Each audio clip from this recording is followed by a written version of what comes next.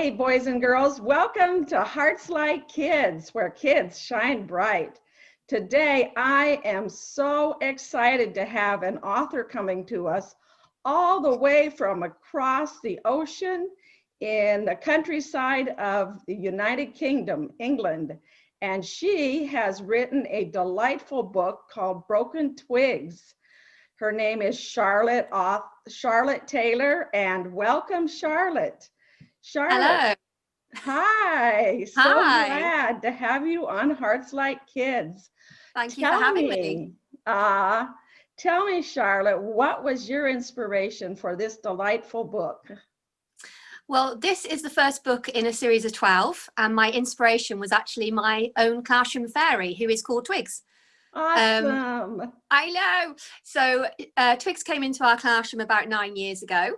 And since then, she has shared her love with all of the children and myself. And of course, over the years, the children in my class wanted to know more about her and her adventures when she wasn't with us in class. So I decided to put them all down in a series of books so that everybody around the world can read her adventures that she gets up to. That's so, what a delightful inspiration. I take it you're a teacher. I am a teacher, yes. I've taught all ages. Oh, God bless you. I'm not sure I could ever be a teacher, but it's a lovely job. It's such a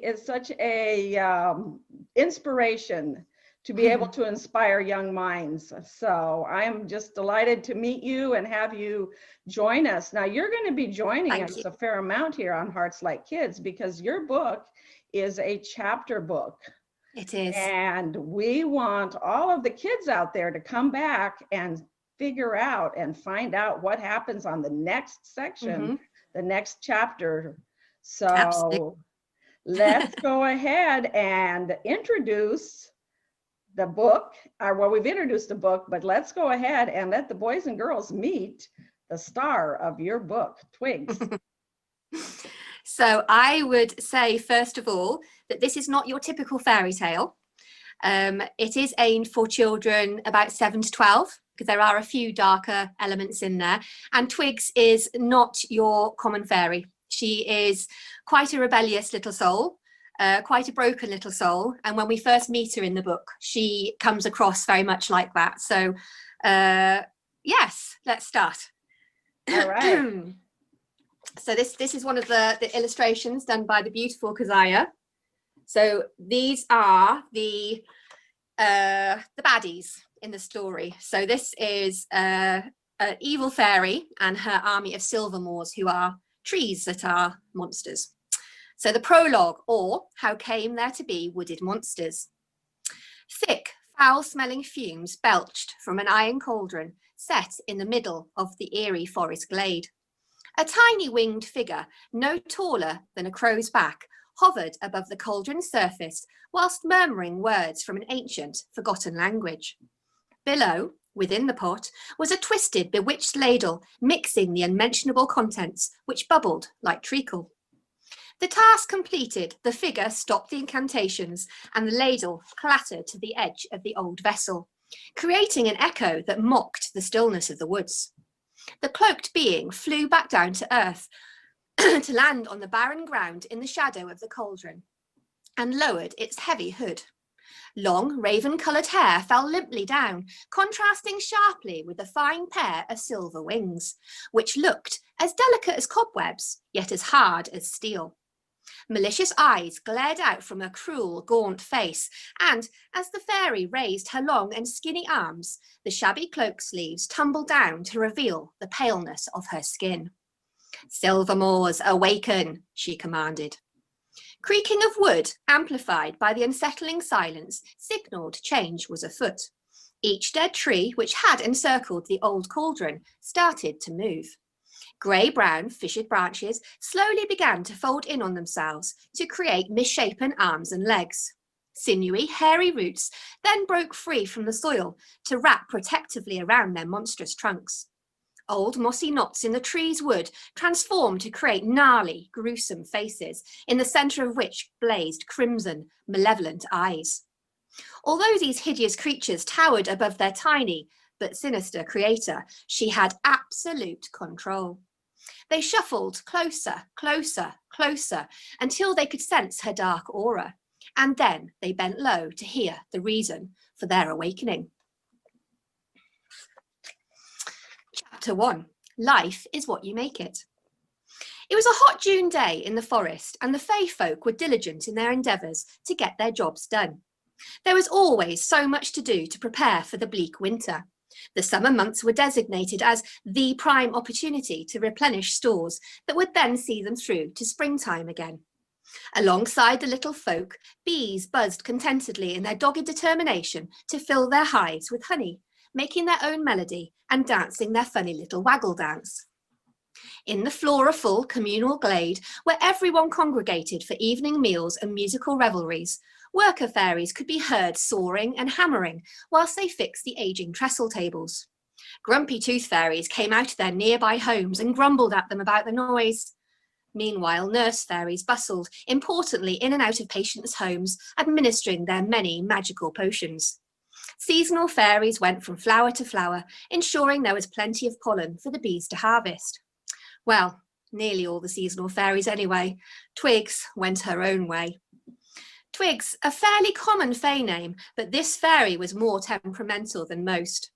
Wearing red and purple striped leggings, a golden hooded top and a flouncy skirt, she looked as you'd imagine any fairy would look. Some might have argued that her oval, freckled face was nicely put together if only she scowled less and smiled more. Messy, flame-red hair completed her look whilst giving a telltale indication of her temper. Fiery. She was now fully grown, and she believed she knew it all, despite being an adolescent. Mischievous and stubborn, she spent her days alone, pursuing treasures she could hoard as some kind of trophy, regardless as to whether or not it upset others. Twigs leaned forward on the branch of the willow tree where she was perched and peeked through the leaves. She was bored. She knew she should have been working like the other seasonal fairies, but strong sunlight made her wings itch, and she didn't care if the bees found the precious pollen or not. She hated honey. Well, that's not true. She secretly loved the stuff, but she just didn't want to work for it. As she sat back against the trunk, again idly twisting a willow leaf around her index finger, she spotted Penelope. This timid fairy was carefully balancing beeswax in her arms as she flew closer to the very tree in which Twigs was hiding. Twigs couldn't resist the opportunity to create mayhem. "Boo!" she shouted. Penelope screamed and threw her cargo up into the air before she crashed in a heap on the ground. The beeswax promptly plummeted down and landed with a splash in the nearby stream. "No, no, no, no, no, no, no!" Penelope sobbed, ignoring Twigs's cruel laughter, and she raced to the edge of the water to try to rescue the wax. It was no use, as a swift current of the stream stole it away. "Why did you do that, Twigs?" Penelope turned round furiously to face the smirking fairy. So there she is there. Oh. "Because it was funny, Pen, and because I was bored." Penelope's face turned red and her shaking hands balled into fists. "You really are mean," she cried. "What am I supposed to do now? The bees won't be happy when I have to ask for more wax to make our candles." Twigs yawned and stretched. "Why should I care? The candles smell funny anyway." And with that, she flew up into the air, sniggering as she went. The angry Fae could understand why Twigs didn't have a single friend in the whole of Faerie Forest. She didn't care about upsetting either the fairies or the creatures with whom they shared their home. Penelope decided to go and speak to the Fairy Queen, and she limped off angrily. She was still shaking from her fright, and she didn't trust herself to fly. So that's the end of chapter 1. I love it. All right. Well, I'm thinking probably 2 chapters a week would be perfect. And we did the prologue and chapter 1. So next week, boys and girls, come back and we are going to find out what happens. Twigs sounds like a very interesting fairy. Mischievous. She's definitely mischievous. Yes. Yes, she is. All right. That's a great start. And thank you so much, Charlotte. We love having you on HartsLight Kids, where kids shine bright. Bye, Lovely. Boys and girls. We'll see you next week. And Twigs will let you know what happens next.